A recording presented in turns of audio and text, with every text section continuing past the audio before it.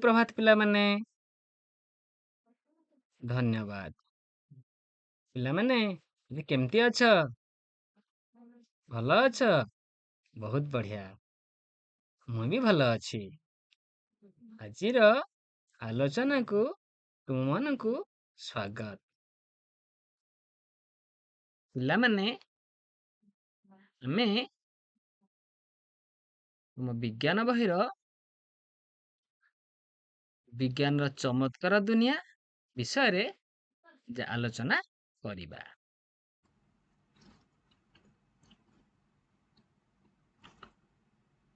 Good morning पिलामाने, तुम्हें भल अछ? मु भी बहुत भल अछि।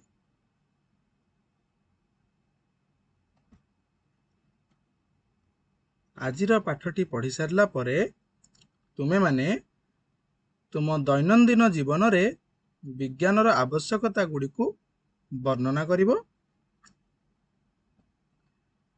एहा सहित वैज्ञानिक पद्धति व्यवहार करी समस्या समाधान करिवो।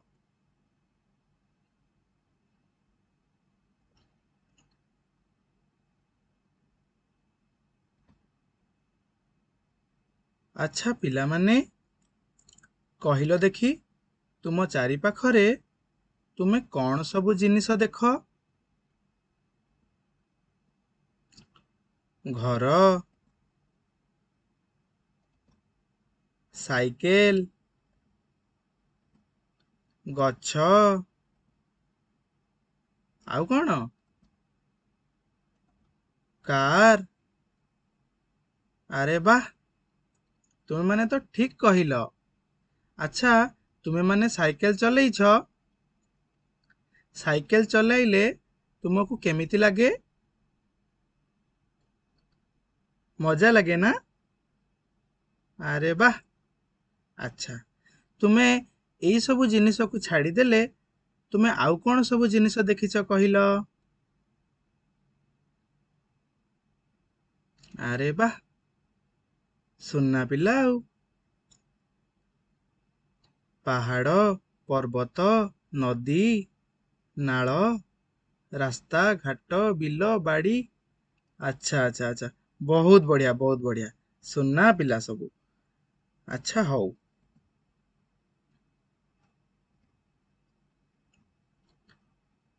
सकाळु संज जाए तुम चारि पाखरे केउ सब घटना घटुथिबार तुमे देखिछ कहिल?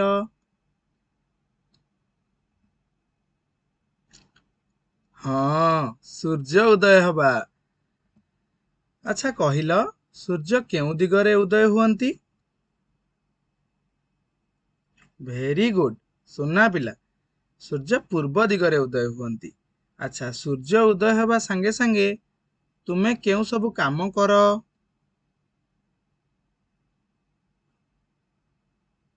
हाँ ठीक कहिल। सकाळु उठी आमे माने दांत घसू, मुह धोऊ, शौच हऊ, माँ आमको खाइबा को दियंती नाई की? हाँ सुन्ना पिला सबू। अच्छा आउ कौन देख? चढ़ई माने उड़ी जीवार देख नाई की? चढ़ई गुड़िक आकाश रे उड़ी जाती। अच्छा चढ़ई गुड़िक आकाश रे उड़ीबा बेले किचिरी मिचिरी शब्द करिबार तुमे सुनिछ? तुमको केमिति लागे? हाँ भलो लागे ना? बहुत बढ़िया। अच्छा आउ कौन देख? हाँ कढ़रू फूल फुटिबा। अच्छा तुमे जानिथिबा केतोटी फूलर ना कहिल? भेरी गुड, सुना पिला। टगर, मंदार, मल्ली, गोलाप आउ कौन? सूर्यमुखी। हाँ भेरी गुड। अच्छा आउ कौन देख? एटा कौन? चाउलरू भात हवा नहीं? अच्छा तुमे कहिल तुम घरे किए रोषेई करंती? माँ रोषेई करंती। अच्छा माँ कौन रोषेई करंती? ଭାତ, ଡାଲି, ଶାଗ ଭଜା, ତରକାରୀ, ଆହୁରି କେତେ କଣ। ଆଚ୍ଛା ଆଚ୍ଛା, ସୁନା ପିଲା। ହଉ, ଏବେ ଆଗକୁ ଯିବା।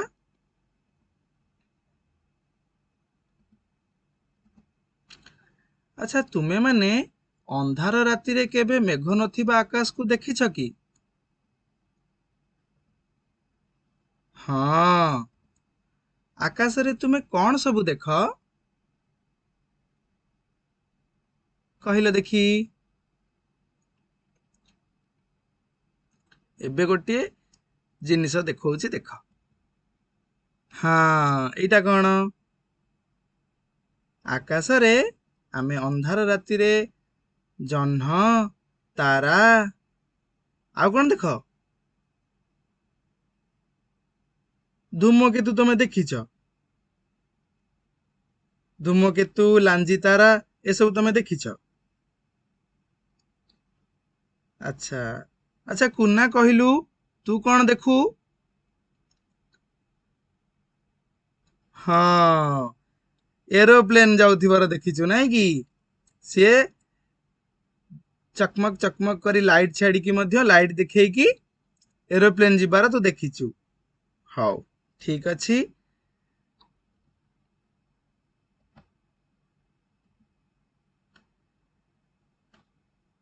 ରାତି ଆକାଶରେ ଏଇ ତାରାମାନେ କାହିଁକି ଚକମକ କରୁଥାନ୍ତି?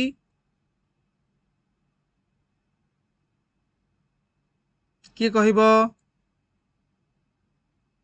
ତୁମ ମନରେ ଏଭଳି ପ୍ରଶ୍ନ କେବେ ଆସିଛି?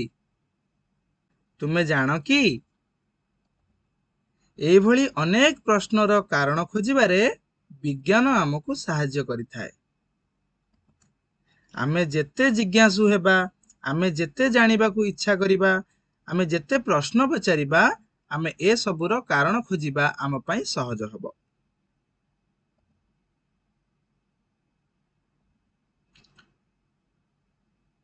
ତୁମେ ଜାଣିଛ, ଗଲା ବର୍ଷ କୁନା ତା ଘର ଲୋକଙ୍କ ସହିତ 2ଟା ଜାଗାକୁ ବୁଲିବାକୁ ଯାଇଥିଲା। ଆସ, ଆମେ କୁନା ଠାରୁ ଶୁଣିବା। କୁନା କେଉଁ କେଉଁ ଜାଗା ବୁଲି ଯାଇଥିଲା, ତାକୁ ପଚାରି ବୁଝିବା। କଣ ସାଙ୍ଗମାନେ, ତୁମେ ଭଲ ଅଛ? ମୁଁ ବି ବହୁତ ଭଲ ଅଛି। ଆଚ୍ଛା କହିଲ, ଗଲା ବର୍ଷ ଛୁଟିରେ ତମେ କେଉଁ ଆଡେ ସବୁ ବୁଲିବାକୁ ଯାଇଥିଲ? ମନେ ପକେଇ କହିଲ ଦେଖି। ଓ, ମୋ କଥା ପଚାରୁଛ? ମୁଁ 2ଟା ନୂଆ ନୂଆ ଜାଗା ବୁଲିବାକୁ ଯାଇଥିଲି। ଆସ, ସେଇ ଜାଗା ବିଷୟରେ ଆମେ କଥା ହବା।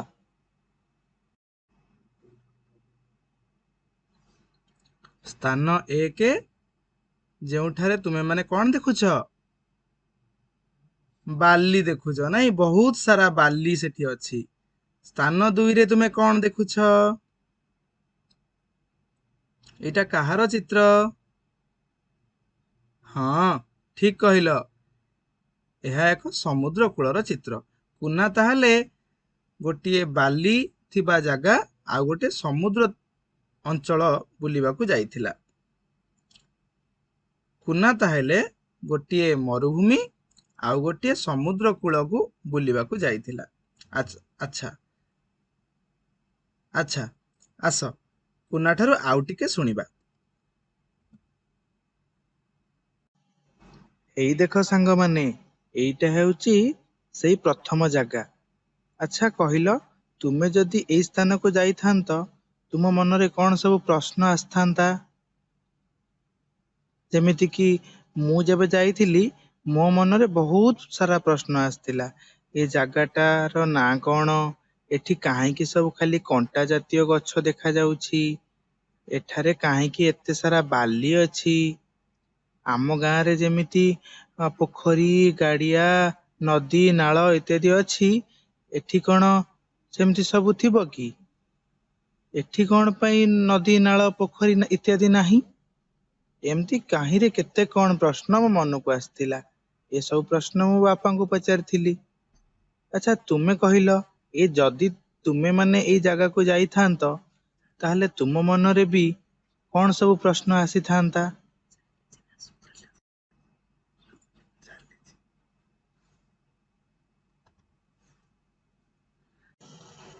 ହେଇ ଦେଖ ସାଙ୍ଗମାନେ,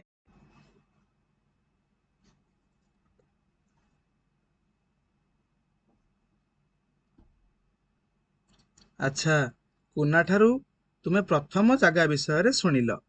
ତୁମ ମନରେ ବି ଏଇଭଳି ଅନେକ ପ୍ରଶ୍ନ ଆସୁଥିବ।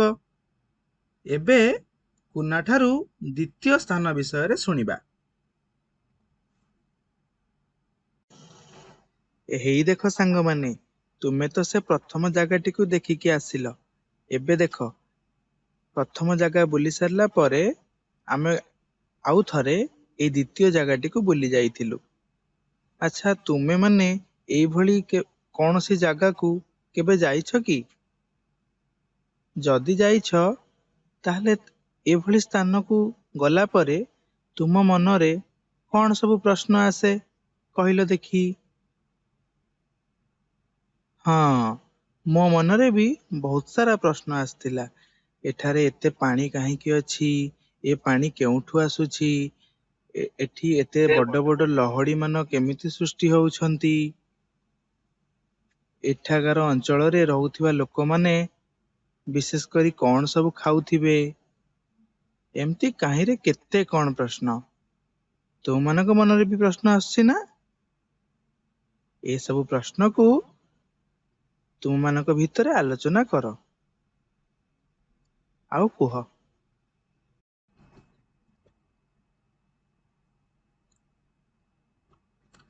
ଏବେ କହିଲ ଦେଖି, ଏସବୁ ପ୍ରଶ୍ନର ଉତ୍ତର ପାଇବା ପାଇଁ ତୁମେ କ'ଣ କରିବ?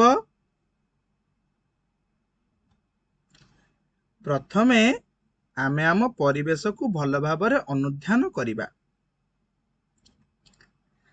ଆମ ମନରେ ବହୁତ ସାରା ପ୍ରଶ୍ନ ଆସିବ। ଆମ ମନରେ ଉଙ୍କି ମାରୁଥିବା ସେଇ ସବୁ ପ୍ରଶ୍ନର ସମ୍ଭାବ୍ୟ ଉତ୍ତର ଅନୁମାନ କରିବା। ତୁମେମାନେ ବି ଅନୁମାନ କର କି ନାହିଁ? ସେହି ଉତ୍ତର ଗୁଡ଼ିକୁ ସାଙ୍ଗମାନଙ୍କ ସହିତ ଆଲୋଚନା କରିବା। ଆବଶ୍ୟକ ହେଲେ ଗୁରୁଜନଙ୍କ ସହାୟତା ନେବା। ଯେଉଁଭଳି କୁନା ତା ବାପାଙ୍କର ସହାୟତା ନେଇଥିଲା, ସେହିଭଳି ଭାବରେ ଆମେମାନେ ମଧ୍ୟ ଆମ ଗୁରୁଜନଙ୍କ ସହାୟତା ନେବା।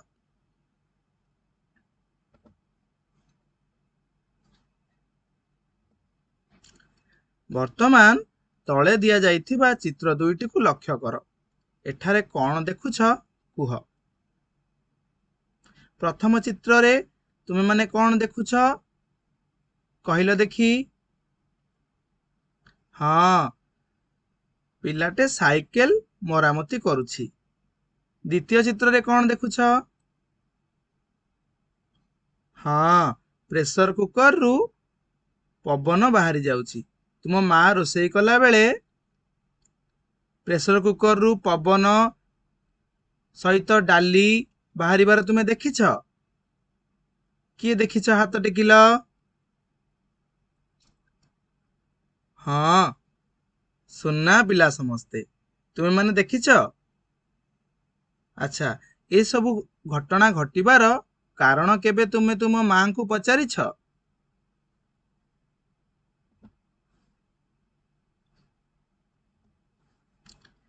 ଆଚ୍ଛା, ଏବେ କହିଲ, ତୁମେ ଯଦି କେବେ ଏଭଳି ସମସ୍ୟାର ସମ୍ମୁଖୀନ ହୁଅ, ତେବେ କିପରି ଏହାର ସମାଧାନ କରିବ?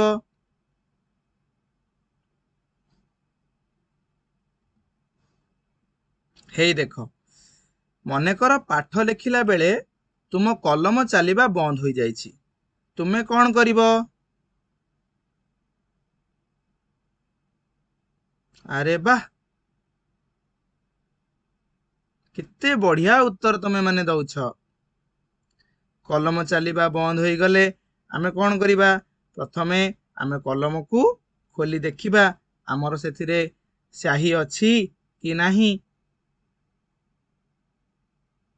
ଯଦି ସରିଯାଇଥାଏ ଆମେ ଆଉ ଏକ ରିଫିଲ୍ ପକେଇବା, ନହେଲେ ସାଙ୍ଗଠାରୁ ମାଗି ଆଣି କଲମଟିଏ ମାଗି ଆଣି ଆମେମାନେ ପାଠ ଲେଖିବା। ତୁମ ମନରେ ଏଇଭଳି ଅନେକ ସମାଧାନ ତୁମ ମନରେ ଆସୁଥିବ। ଏଇଭଳି ଅନେକ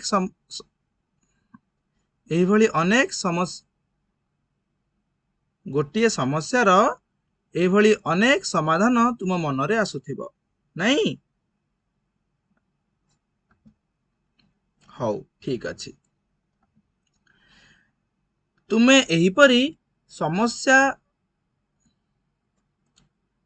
ଏହିପରି ସମାଧାନ କରିବାକୁ ଚେଷ୍ଟା କରିଥିବା ଏକ ସମସ୍ୟା ବିଷୟରେ ଲେଖ।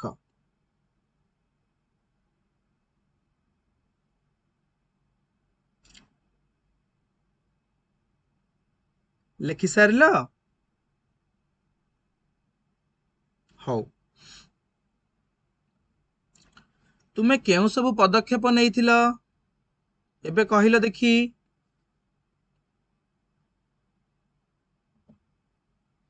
ପ୍ରଥମେ ଆମେ ଏପରି କିଛି ଜିନିଷ ପର୍ଯ୍ୟବେକ୍ଷଣ କରୁ ଯାହା ଆମ ମନରେ କୌତୂହଳ ସୃଷ୍ଟି କରେ। ଏହା ଆମକୁ ଚକିତ କରେ ଏବଂ ସେଥିପାଇଁ ଆମ ମନରେ ଅନେକ ପ୍ରଶ୍ନ ଉଙ୍କି ମାରେ। ଏହାପରେ ଆମେ ପ୍ରଶ୍ନଗୁଡ଼ିକର ସମ୍ଭାବ୍ୟ ଉତ୍ତର ଅନୁମାନ କରୁ। ଆମେ ଅନୁମାନକୁ ପରୀକ୍ଷଣ କିମ୍ବା ପର୍ଯ୍ୟବେକ୍ଷଣ ମାଧ୍ୟମରେ ପରୀକ୍ଷା କରିଥାଉ। ଶେଷରେ କ'ଣ କରୁ? ଶେଷରେ ଫଳାଫଳ ବିଶ୍ଳେଷଣ କରିଥାଉ ଯେ ଏହା ଆମ ପ୍ରଶ୍ନର ସଠିକ ଉତ୍ତର କି ନାହିଁ। ତୁମେମାନେ ମଧ୍ୟ ତୁମ ସାଙ୍ଗମାନଙ୍କ ସହିତ ଆଲୋଚନା କରିଥିବ ଯେ ମୋ ଉତ୍ତର ଠିକ ଅଛି କି ତୁମ ଉତ୍ତର ଠିକ ଅଛି। ଆଲୋଚନା କର କି ନାହିଁ? ହଁ ସ୍ୱାତି, ତୁ ଠିକ କହିଛୁ। ସମସ୍ତେ ଆମର ବଢିଆ ବଢିଆ ଉତ୍ତର ଦଉଛନ୍ତି ଆମ ପିଲାମାନେ। ତୁମେ ଜାଣ କି ଏହାକୁ ବୈଜ୍ଞାନିକ ପଦ୍ଧତି କୁହାଯାଏ। ଆମେ ଯେପରି କୌଣସି ସମସ୍ୟାକୁ ପର୍ଯ୍ୟବେକ୍ଷଣ କରୁ ଯାହା ଆମ ମନରେ ବିଭିନ୍ନ ପ୍ରଶ୍ନ ସୃଷ୍ଟି କରେ। ସେ ପ୍ରଶ୍ନ ପ୍ରଥମେ ଆମେ କିଛି ଜିନିଷ ପର୍ଯ୍ୟବେକ୍ଷଣ କରୁ ଯାହା ଆମ ମନରେ କୌତୂହଳ ସୃଷ୍ଟି କରେ। ଏହା ଆମକୁ ଚକିତ କରେ। ଆମ ମନରେ ଅନେକ ପ୍ରଶ୍ନ ସୃଷ୍ଟି ହୁଏ। ଏହି ପ୍ରଶ୍ନ ଗୁଡ଼ିକର ସମ୍ଭାବ୍ୟ ଉତ୍ତରକୁ ଆମେ ଅନୁମାନ କରୁ। ପର୍ଯ୍ୟବେକ୍ଷଣ କିମ୍ବା ପରୀକ୍ଷଣ ମାଧ୍ୟମରେ ଏହାକୁ ପରୀକ୍ଷା କରୁ। ଶେଷରେ ଫଳାଫଳ ବିଶ୍ଳେଷଣ କରୁ। ଏ ସମସ୍ତ କାର୍ଯ୍ୟଗୁଡ଼ିକୁ, ଏ ସମସ୍ତ ସୋପାନ ଗୁଡ଼ିକୁ ବୈଜ୍ଞାନିକ ପଦ୍ଧତି କୁହାଯାଏ।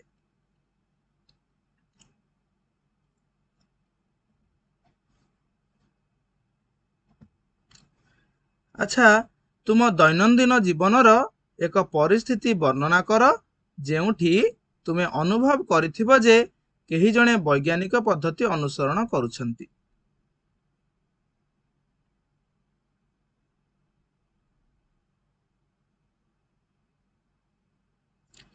ବର୍ତ୍ତମାନ ଆମେ ଜାଣିଲେ କି ଦୈନନ୍ଦିନ ଜୀବନରେ ଏମିତି ଅନେକ ପରିସ୍ଥିତି ଅଛି ଯେଉଁଠାରେ ବିଜ୍ଞାନ ଓ ବୈଜ୍ଞାନିକ ପଦ୍ଧତିର ଆବଶ୍ୟକତା ଅଛି। ତୁମମାନଙ୍କୁ ବିଜ୍ଞାନର ଏ ଚମତ୍କାର ଦୁନିଆକୁ ସ୍ୱାଗତ।